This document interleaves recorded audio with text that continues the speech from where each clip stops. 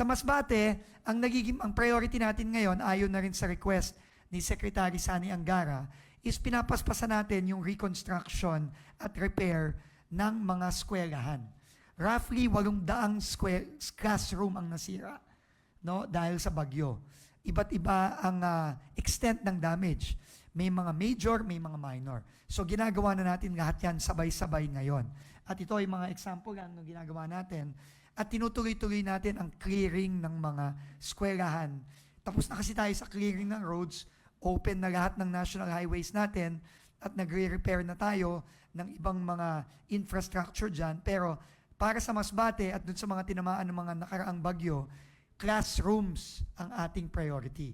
Kasi sabi nga ni Pangulo, kahapon lang magkasama sila ni Secretary Sani Angara sa event ng mga teachers, sabi niya, kailangan bumalik na kaagad sa paaralan ng ating mga estudyante. Kasi sobrang dami na nilang na-miss na school days. No? Hindi lang dahil sa bagyo, kundi marami pang mga ibang sakuna.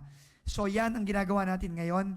Dati kasi, no, alam nyo naman, medyo nagreklamo si Secretary Sani Angara nitong mga nakaraang buwan dahil nga sa quality at speed ng repairs ng mga eskwelahan ng DPWH. Alam niyo naman, DPWH ang in charge sa pag-repair at pag-build ng mga classrooms.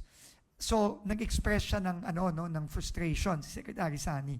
So, nung kami nag-meeting, ang ipinangako natin sa kanila, Sani, hindi lang natin gagandahan ng quality ng pagpapagawa at sisiguraduhin na up to the standards yan ng DepEd. Kung hindi, bibilisan natin hindi lang ang repairs, kundi pati ang construction. So, yon ang ginagawa natin ngayon sa Masbate.